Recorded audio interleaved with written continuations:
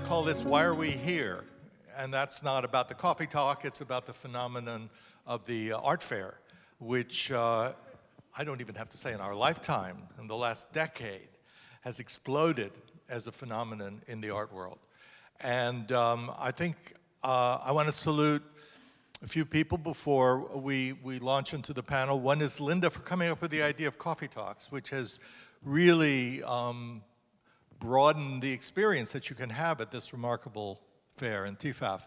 Secondly, and I'll introduce him more formally in a second, Glenn, who is our godfather of this panel. I think that's a fair way to put it. And who must himself be provocative, because it's a provocative concept to actually challenge, not only celebrate as well, but challenge the notion of what is an art fair, and is it entirely a good thing for the word in the description, the stakeholders, which is not only, of course, the artists and the dealers and so forth, but all of you who come to these, and whose notion of art actually may be, and design more broadly, the whole category, may actually be more and more affected by the experience in these contexts. So we thought it'd be a good idea to examine that. My job, principally, is as timekeeper, because really we must all be out by 11:30, because this magically transforms from a place of intellectual revelry to a place of gastronomic revelry. So we need to be out by 11:30. I only say that as an advance apology for stopping you, because you will have time. One of the time issues is that there's enough time for questions from the audience. But if I stop you in the middle of your most profound inquiry, no, it's because we really have to be out at 11:30. I'll make sure there is time for everything. Now let me introduce our panel.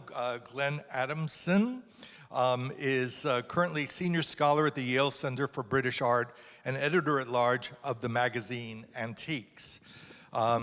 He is self-described as a curator and theorist, which suggests that they're not always the same thing, and I think that's probably true, who works in design, craft, and contemporary art. Until March 2016, not so long ago, he was the director of the Museum of Arts and Design here in New York.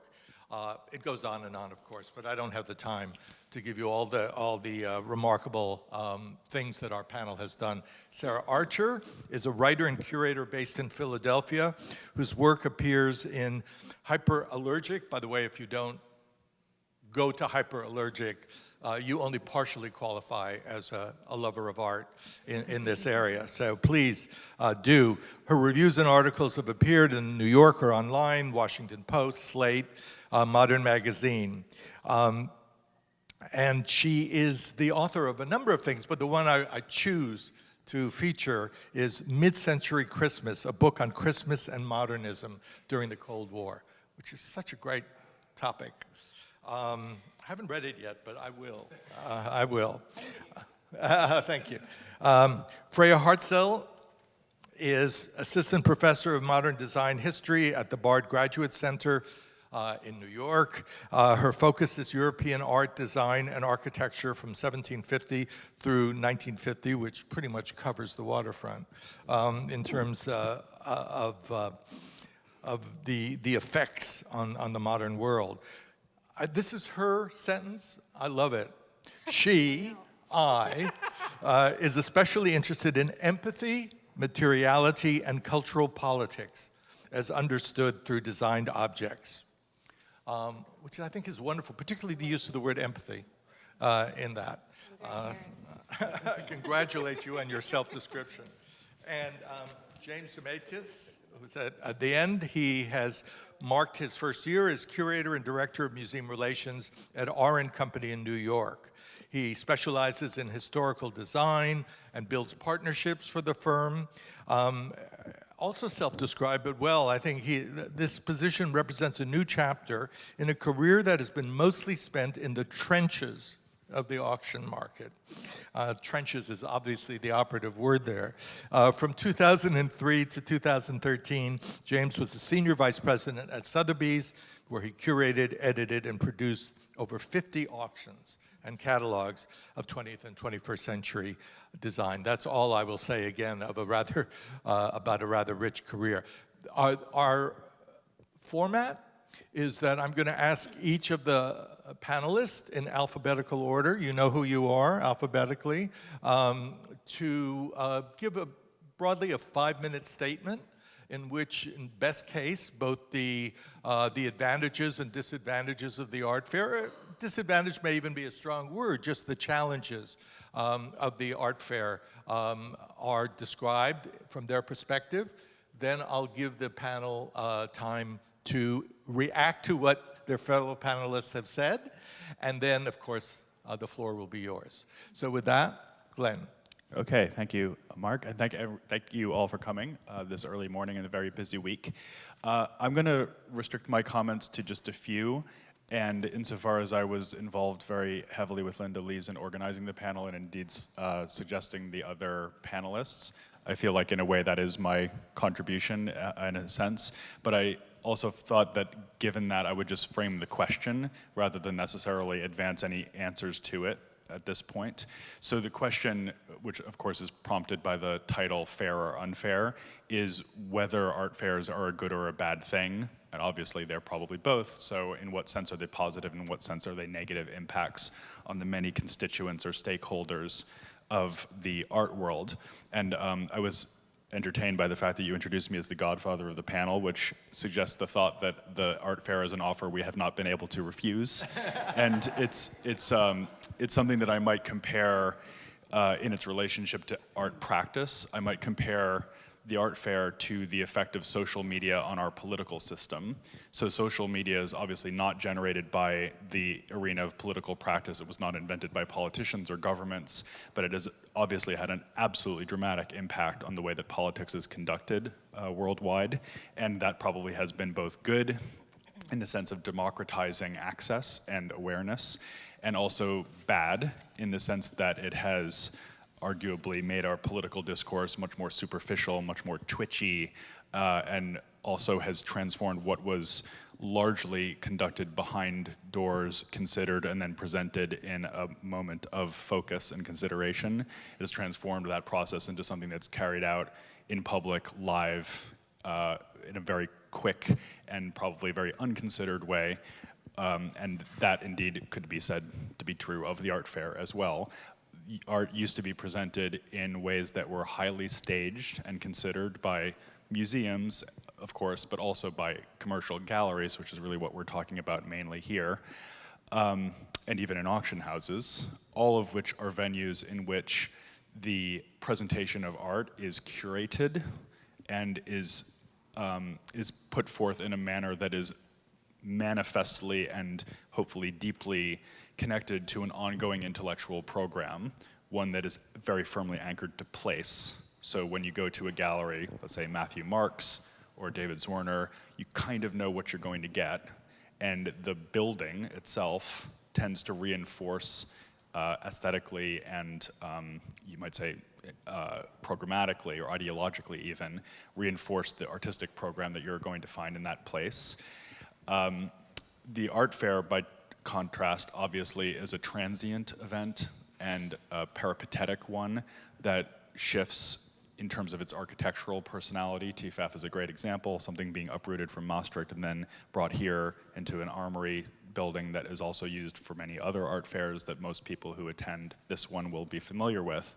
And so what this does is to dislodge our relationship to place from our relationship to the art that's placed on view, and it also radically erodes the curatorial premise in which art is presented. And I suppose depending on how you feel about curating itself, you might think of that as a good thing or a bad thing. Maybe it's good that art is left to fight for itself in the wilds without the apparatus of intellectuals like me to help make a case for it, but maybe it's extremely corrosive and long-term will be very debilitating for any of the art world's claims about its own validity. And I will say that I slightly incline to the latter view, which is why I propose this as the subject for the morning panel, but I'm going to leave it there for now. Clearly you've thought about this not at all. So, Sarah. Okay. We're going alphabetically. We're going alphabetically. I agree with some of that, not all.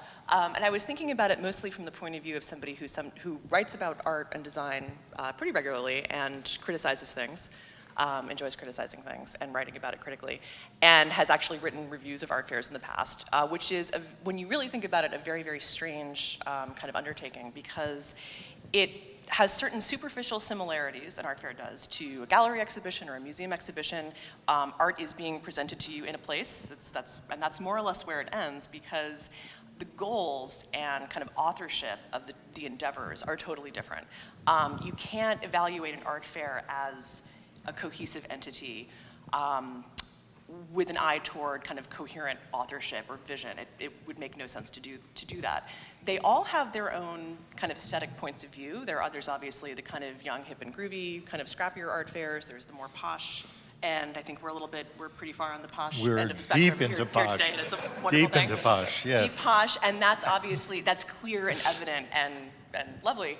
But how do you critique that? It sort of short circuits all of the normal tools that you have as a critic, I would say, to try to evaluate it. So is it good for the artists? In this case, a lot of the artists and designers are no longer with us, so it may be just fine, but it doesn't really matter. Are the sponsors happy? It sort of raises all these other questions. You know, is it a success means something totally different. So I think it's also, you feel kind of oddly irrelevant as a critic, because basically, the galleries, I did a short stint working at a commercial gallery, so I got a little bit of a bird's eye view into this process, kind of going from Google SketchUp all the way to sales and shipping. There are certain architectural and spatial limitations to this. So certain pieces, certain scale of pieces work and certain ones don't. And that's one of the reasons why I say this not as a qualitative comparison, but it's kind of like the vignettes in IKEA. Like, it's just kind of one sort of as-if living room after another, after another, after another, and they're all roughly kind of sympathetic in scale, right? It's the kind of totally different styles, but they're all, kind of arranged just so, as though you could kind of imagine yourself, suddenly being able to afford E.W. Godwin furniture or something like that. So it's immersive in a way that kind of invites you to think of it as a living space. So I think in a way that's, as an art critic with a capital A, there's something that's off about it. But it also, if you're a cultural critic, is kind of fascinating, because it gives you a bird's eye view into a terribly elite world and kind of an elite way of shopping that, for most of us is a spectator sport, and to kind of consider what that means for the way that the most powerful people in the world consume. So is that good or bad? I actually don't know. I think it may be kind of depressing, but it may not necessarily be bad. And with that, I will turn it over to... Yeah. No, I think that's actually kind of great for some of what I want to say. So I'm a historian, and in the interest of heterogeneity of this panel, I'm going to actually read you a little story that I wrote as a historian. So I write and teach the history of art and design, and I very seldom go to art fairs. I arrived here yesterday afternoon in a sea of dripping umbrellas, and it felt really good to get out of the rain. And it felt even better to step into the exhibition spaces with their carefully orchestrated ensembles of warm lighting, sensuous textiles, and their breathtaking array of incredibly precious, yet to me, incredibly familiar things, many of them at least. In other words, it had been worth waiting for the crosstown bus in a downpour. After looking at many displays of important paintings and sculptures, I began to encounter some utilitarian things, AKA design objects. And what struck me right away was that, in contrast to the so-called fine art that I'd just been looking at, many of these design pieces weren't actually labeled. After visiting several design gallery booths, I asked one of the attendants why this was the case, and she said, "It's a personal choice. We felt it would inhibit people's experience," in other words, to have labels. "It's more intimate this way. We do have checklists, and people can always ask." Though, of course, I did find, as I visited more booths, that many design pieces were indeed labeled. I found the use of the word intimate very telling here. Intimate is hardly the word I'd choose to describe my experience of this fair, or even my experience of that particular booth. While everyone is encouraged to look, and certainly to do more than look, no one here is really encouraged to make themselves at home. So this question of intimacy became the focus of my experience yesterday. How would my students feel, I wondered, looking at these displays? In some ways, their experience would be intimate. It would be materially intimate. For academics who generally work with museum collections and from day to day work mainly with images, the warmth, the touch, the material presence, that combination of optic and haptic qualities that constitutes each design piece is an important reminder of what our work is all about. To be able to sort of fraternize, to sort of rub elbows with so many different yet important pieces of design in a single venue feels like a luxury. And of course it is. Certainly none of my students could afford the price of admission here. And perhaps luxuriating in design is one of its points. That intimate, sensuous feeling of living with, or imagining, for a few moments at least, living with beautifully designed things without the burden of knowing their history or their price is luxuriant. As I was leaving the fair, I came across an exquisite Berlin ironwork bracelet dating from around 1810, which I wanted a lot. This is a type of jewelry that's really important to the history of design, both for its fabrication from what in its day was a radically modern and decidedly unfashionable material for jewelry, and for its political significance as an emblem of allegiance to Prussia's fight against Napoleon. Though I've both written about and lectured on Berlin iron jewelry, before yesterday I'd never actually touched any. The juxtaposition of my historical understanding of this matte, black industrial material, a material that would later become the stuff of 19th century railway stations, department stores, and exhibition halls, with its delicate feather-light presence in the palm of my hand, was for me in that moment astonishing and transformative. As I gently handed it back to the gallerist, she said, "It's so nice to talk with someone who really knows what this is." Today, I find I'm still considering what that really means. And that's what I have to say. Charming. Well, you're used to being the last with your name, so it's your Well, first turn. of all, Freya brought up 2 points that I want to quickly address that are just, I think, the essence of what makes me still a huge advocate of the existence of these fairs. First of all, actually, one of them is not even, which is a criticism, which is something that does need to be addressed, and that is design galleries and decorative art galleries do need to continue to add more labels to their booths. It is something that is very true in that there's a certain kind of, absence of intellect on the printed word in many design galleries compared to the kind of constant long time standards of what the contemporary and modern art galleries do there. But then second of all, the most important thing about fairs like this is that ability to touch. And it's exactly similar to what you can do when you go to the viewing at Sotheby's or Christie's or Phillips in the design market. And it's something that, as someone who has spent most of my career in the trenches, selling stuff, being deeply involved in the market, and not worrying at all about social issues or criticism or anything like that, it's the most remarkable thing to see people visit and realize that, yes, that Rateau chair that's in Di Lorenzo's booth might be $1.5 to $2 million from the Blumenthal Pavilion, but you can sit in it, you can look at it, you can touch it, you can feel it, and you can't do that when you go to the Met. And you can't do that when you're looking at it on the screen at the BGC. It's a really important thing. So moving on from that, I will say that for the design, we keep talking about art fairs. And it is true, with the exception of a few smaller satellite fairs like Design Miami Basel, that's what this is. This is an art fair where the design galleries are absolutely, in every sense of the word, the second-class citizens. And the design market in general is, contrary to what you may read about, not a strong market. There was hope about 15 to 16 years ago that the design market would march in lockstep with the contemporary art market. That simply has not happened. And the design market has been flattened out by a wide variety of things.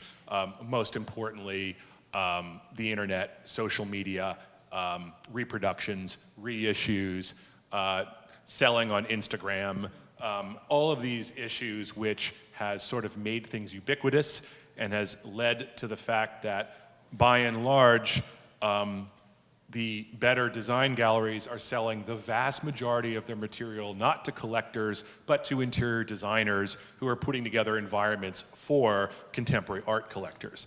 And so what I love about a fair like TEFAF is that it's the one place where there is some hope for connoisseurship and where galleries such as, now we're not in this fair, we're over at Collective, but where if we were in this fair, and we would probably love to be in this fair next year, where we desperately search for the collector. And yes, the material here is far beyond what most folks can afford, most academics, most enthusiasts, people that follow Instagram and like pieces of Prouvé furniture online that way. That said, you can collect just about anything. This is the higher end version of it, and we're just searching for people who are in the upper rent district who will actually collect again, because it's just not happening. All interesting comments and amazingly diverse, although there's still a slight undertone of hostility toward the art form. We'll tease that out more. Let me just make a few comments before inviting comments again of each statement by the other panelists. And it's going to be from my experience as having been a museum professional, and now I'm just out there wandering and loving what I'm seeing, but without any particular purchase in mind. First of all, when you go as most of us do, there is still the fantasy of possession. And even though we can't actually do it, I mean, you described your fantasy pretty well with the, I think that's actually a wonderful thing. And one of the things that fairs do is provoke the imagination. You can begin to imagine yourself in that room with that object. And I think that that's less true at galleries and most museums. So that's a good thing for me. I continue to love being in these places even when I'm not actually buying. The second thing, which is possibly related, is what it teases out of the quiet world that most of us never see. I mean, what doesn't yet get into museums, or what will go into private and came out of private rooms. So this revelation of what's there, usually owned by the very rich, but not always, by the way, is a very active thing that happens. Galleries, of course, do this too, but collectively it's amazing.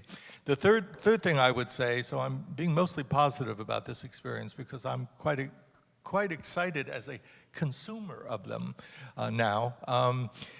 The third, just to borrow from popular culture, I think it's Brigadoon. It's Brigadoon, and more and more with multiple fairs happening in an environment. And I hope all of you are wandering too. Your loyalty, of course, must be to TEFAF, but as you wander about as well, you collectively begin to get a sense of excitement of the possibilities, of the comparisons that happen. I mean, from my point of view, modern design is collapsing if you go to one fair here compared to what one sees otherwise, but that's just me.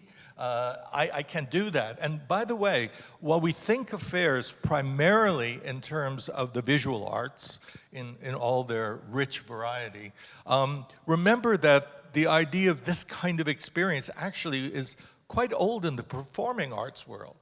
And actually the first idea of Brigadoon, appropriately enough, happened to me in Edinburgh, which I love going to in August, the Edinburgh Festival, which is this takeover of a place by a form that I adore. So let's keep that in mind as well. Now, having had my say, you've all said something. Do you want to respond? You have a bit already, but respond to observations made by your fellow panelists, and then you'll have a chance. No? Well, I have one thing that is a huge topic, I think, and maybe one that we can't we can't as a panel really address. But I think the part of the subtext of my thinking here, and something that just came up, is this question of an art design divide, which kind of struck me yesterday. Is not something that I think about a lot, actually, because I think in academia it's not so much of a topic anymore.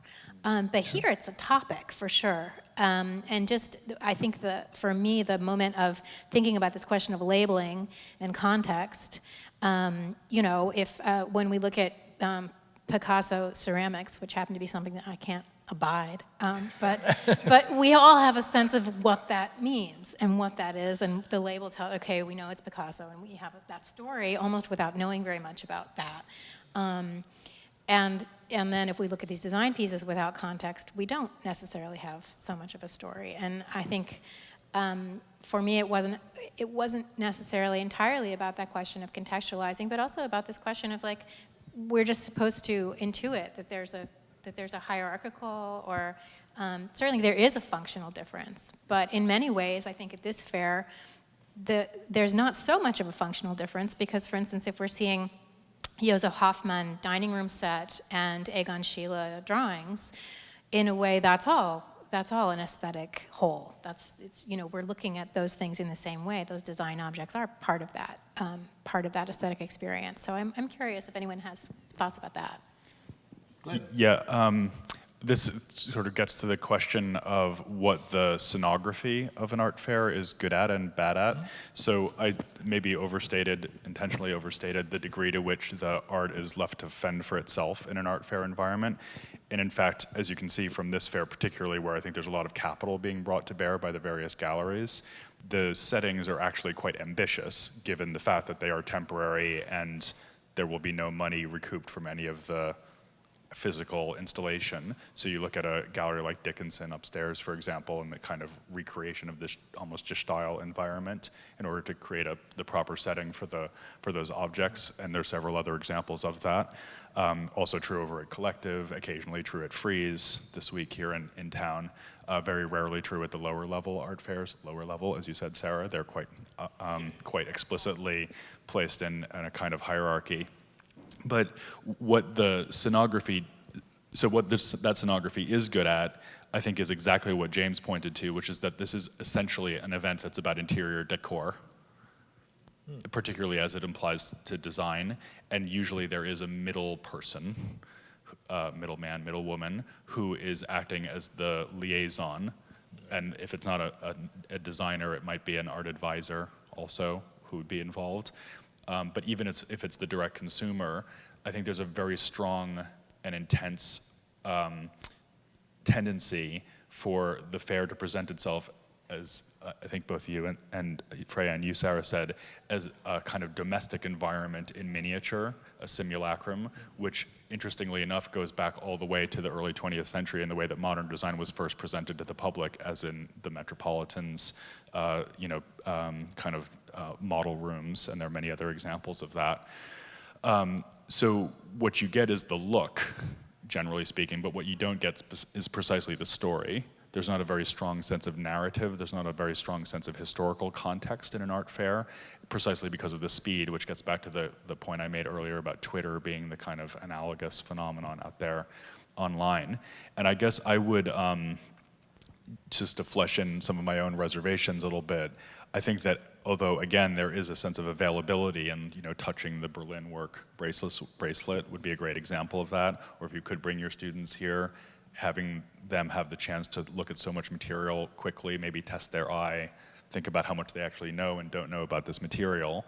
So there is that sense of availability, but what you don't necessarily get is the other dimensions of relationships that you can have with this historical material besides, do I like the way that it looks and do I want it?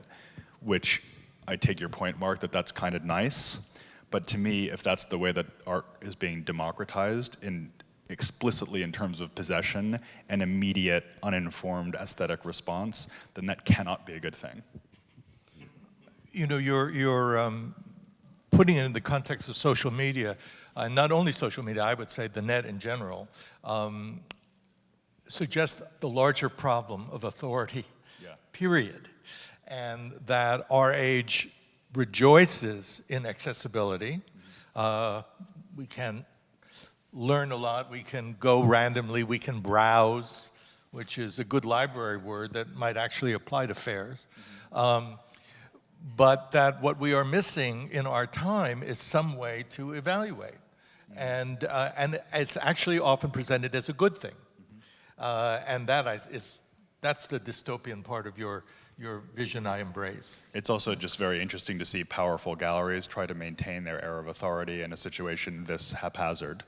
I think that's one of the great spectator sports of the art. Right, well said. And I would say go ahead. You hit the nail on the head there, because remember, when you go upstairs into Dickinson's gallery and look at the Dutch modernists that are on the walls and the aura that they're trying to create, remember when you look, and they actually priced their paintings, which was also a nice thing. Not every gallery does that. When they sell a $3 million painting, and they have multiple $3 million paintings on the walls there, they're probably pocketing about $500,000 in profit, which easily, takes care of all the expenses. The design galleries do not have that opportunity. That is, far more than the entire value of the booth of Dansk Mobile Kunst, which is one of the greatest Danish design galleries in the world and has a very elegant booth here. And it goes back to something that Glenn also said in his opening remarks, when he talks about how you know what you're in for when you go to see a Zwirner or a Gagosian's gallery spaces here in New York. It's really important to remember that of the design galleries that are here exhibiting, there's a handful of them that don't actually even have galleries anymore.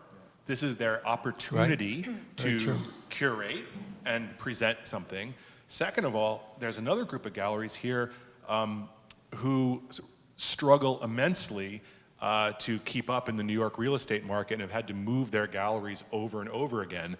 This at the same time that you read about the Zwirners of the world opening like their 19th gallery, and so the haves and the have-nots, our gallery is one of the few galleries that has sort of like a permanent physical plant where we can actually do shows, and so this is like the best opportunity for a gallery here to put their best foot forward. Sir? Kind of relating back to what Freya was saying, and you were saying about possession as a way of relating to objects, one of the things that I find really fascinating about these booths is desks, because many of them they all more or less have desks. Some of them are like a desk with a capital D that you can buy, or you're supposed to want to buy, and the other one is kind of the desk where the posh young woman sits and kind of, adds your email to the email list. And it's kind of hard to tell. And I think looking at the booths as a workspace in a way is like really fascinating. And that kind of relates back to, is this design with a capital D as window dressing for works of fine art? And that's this kind of tiresome dichotomy that we encounter in the marketplace. But, or are they being presented as, an object that you can use? Or is it there's something about the use of furniture in this kind of temporary workspace that's kind of, I don't know, I hate to use the word disruptive because it's so sort of eBay, but it's I don't know, I was thinking a lot about that. Well, one of the funny things that you bring up about that is that when I talk about the lack of true collectors out there, one of the most loyal fan bases for collecting design are the contemporary art dealers themselves. And so, first of all, they have the money to be able to collect design in addition to what they're doing, professionally. And so, yes, you'll see little token representations of their taste. And in many fairs, that material is only supposed to be a prop, but it will be a perfectly wonderful period Prouvé desk. And it also probably is for sale if you really push them for it and do it behind the scenes. You just have to ask, and they'll tell you no, but then if you keep persisting, I think. I was going to say, please. I think the word that comes to mind for me is accessory, right? And I don't even know how I feel about that. It's not necessarily that's.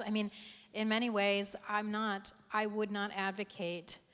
And this is completely because I don't think about the market. So this is like I just disclosed that. Like I should leave now. But the idea of design is something utilitarian. We need a desk, right? They need a desk. They need a chair. And then, of course, there are booths that say, please do not sit on the sofa, So there's that, too, which operates in a number of ways. Maybe you really don't sit on the sofa because it's about to fall apart, or maybe you know, you don't sit on the sofa because we want to encourage you to think of it as a piece of art, and don't sit on it. But I think this idea of design as accessory is maybe not, it's not all bad, right? I mean, design is accessory in some way. Godfather wants to say something. The Godfather can say something. Yeah, so this gets back to a point that James made earlier about the useful hybridization that happens in a fair like TEFAF, where you have people who are coming from the Picassos, but maybe they even find out about Prouvé for the first time. Absolutely. Who knows? So that clearly is a positive thing that we should note. I did want to just maybe say something explicit about the secondary effects of the art fair, because that's something that was very much in my mind as we were preparing for this panel. And the reason that we invited a historian, a critic, and a gallerist to be part of the panel rather than people who actually make art fairs happen is because we wanted to lay stress on the indirect effects of the art fair. So James, for example, already mentioned the fact that it's become harder for galleries to sustain themselves in real estate, bricks and mortar. And of course, one of the reasons for that is that so much of the commerce is happening in the art fair, and the very fact that it's possible for a gallery to exist without existing physically is enabled by the art fair, but that goes both ways too, because if the art fair didn't exist, it would be that much more important to have bricks and mortar, and therefore more resource would be going towards that, and therefore you would have more continuity in terms of actual gallery physical plant. And less discussed, but I think also super relevant, is what Sara said about criticism as applied to the art fair. In other words, it doesn't really apply. And Sara had pointed us during our preparatory conversations for this panel to an absolutely terrific essay by Barry Schwabsky, which was published in The Nation back in 2012. And he sort of tried to write a critical assessment of frieze while recognizing that effectively this was impossible, and anyway it didn't matter what he said. So unlike Diderot writing about the salon back in the 18th century, where even a year later people would live and die by what he said about their paintings, you know, frieze doesn't care what a critic says.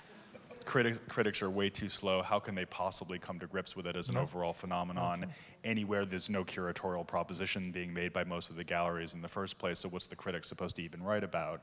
So it's like criticism slides off.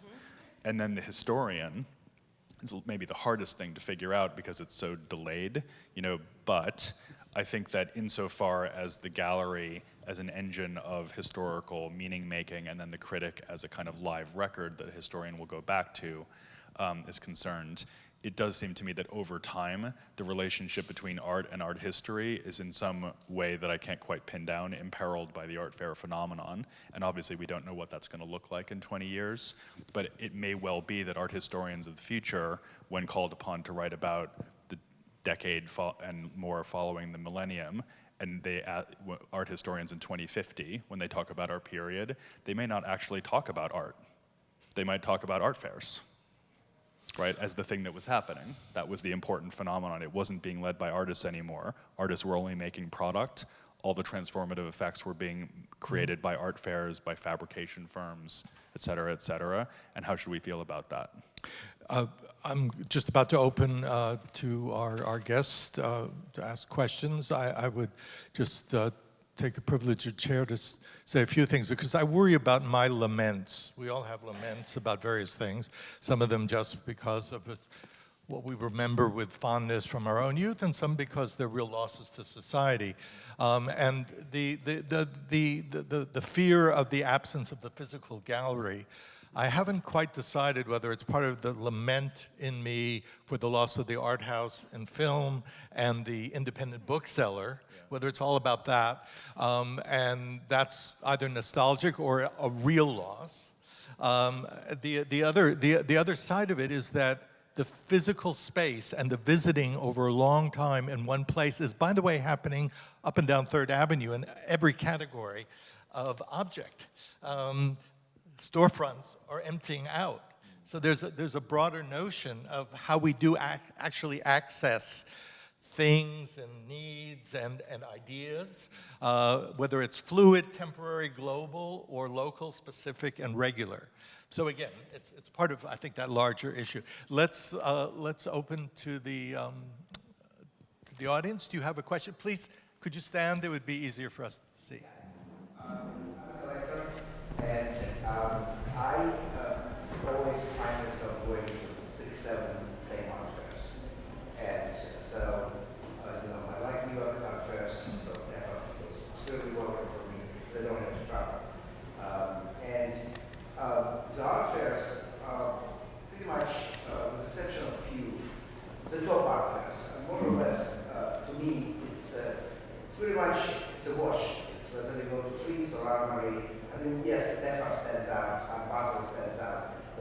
just below those two. It's pretty much the same. So my question to you is, A, do you think this market is going to grow? Because there are hundreds of art fairs, once I looked at this market. And the second is, what do you think can be done, what fairs can do differentiates themselves?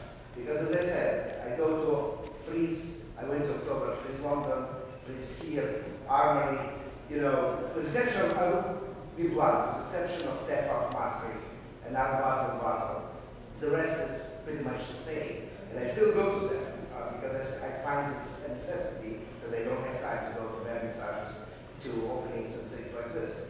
And so those are just really sort of, A, you see this market is still growing because it's grew dramatically.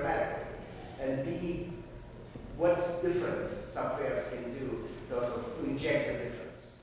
How do you want to respond to that wonderful, those two great questions? James, maybe? James? Well,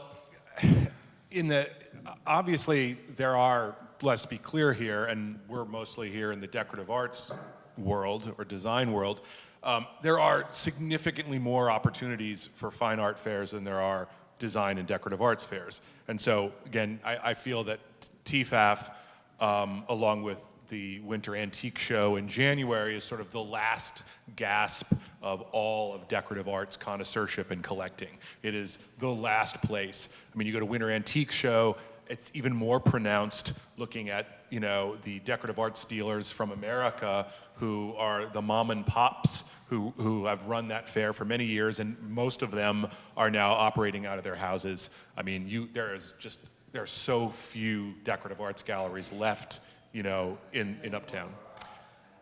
I know, and I can't answer that. I mean, I just think, it's such a huge commodity. The one thing I would say, and I'm really pleased to hear from a collector because that's one constituency we don't have represented on the panel, so thank you for the question.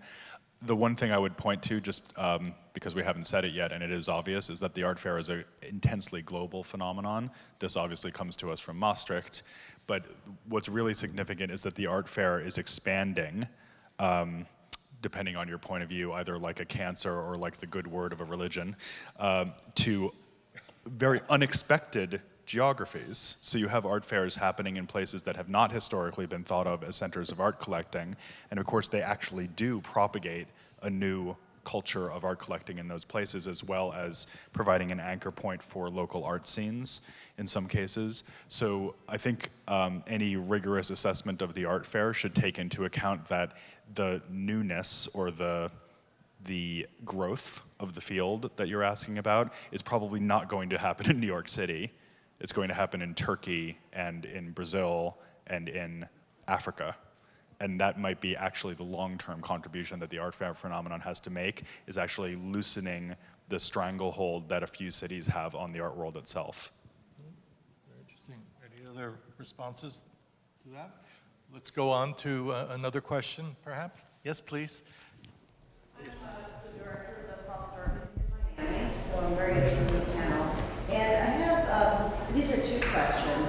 One is, are these art fairs the natural successors to the great expositions and the World's Fairs of the 19th century, which is my background? And the second is, how have these art fairs impacted the globalization of art production? So I'm curious about the artists who go in, and this gives them an advantage. They can see everything, including me. I see galleries as what's being produced in, from Hong Kong to Africa, not so much Africa, but Asia and here. So I find that very, very useful in many ways. So I'm curious if you can comment on those.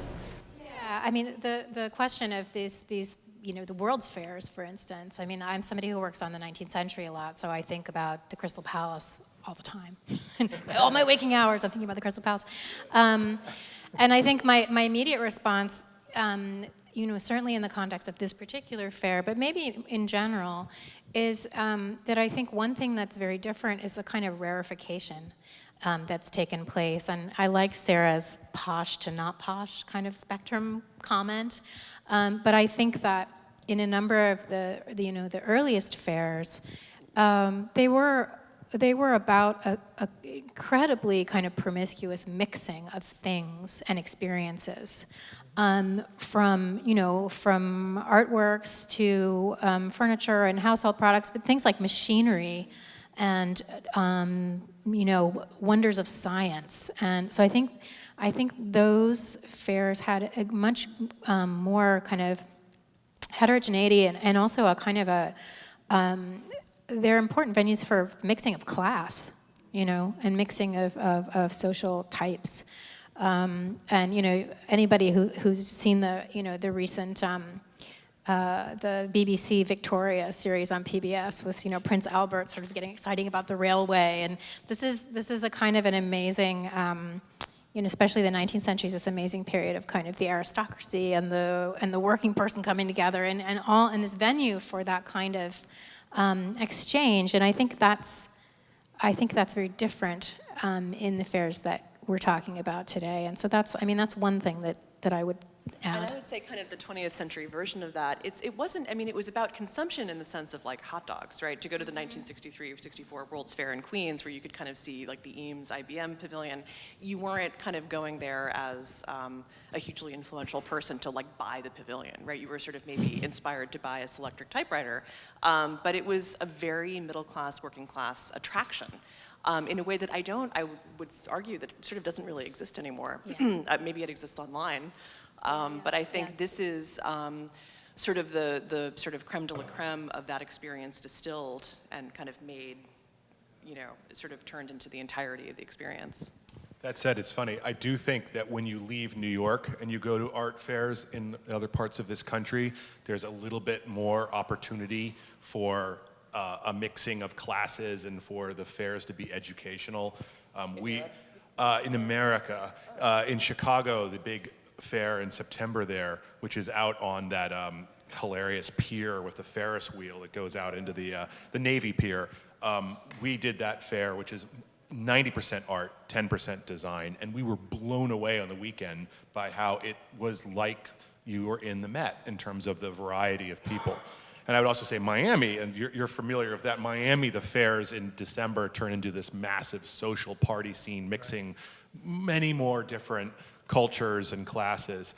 New York, this building, not so much. But maybe Frieze more so. And I wanted to tackle the second part of your question, which I think is also a great one, which is what's the impact on the global production of art?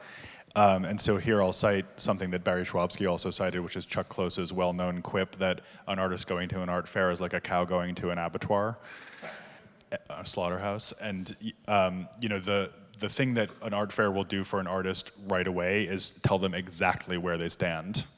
And I think that is really the most salient effect that an art fair has. And as Sara said, the fairs themselves are registered on this implicit hierarchy. So which fair your gallery gets into, and then obviously which gallery you are in, it's just a much more explicit version of the kind of hierarchization that artists have always had to deal with. And I think it's sobering for them in my experience. Most artists I know don't like going to art fairs very much, except for maybe the socializing on the opening night. And it does sort them out in a way that's extremely unmissable. I think it's appropriate that Glenn got the last word. Thank you very much. Thank you.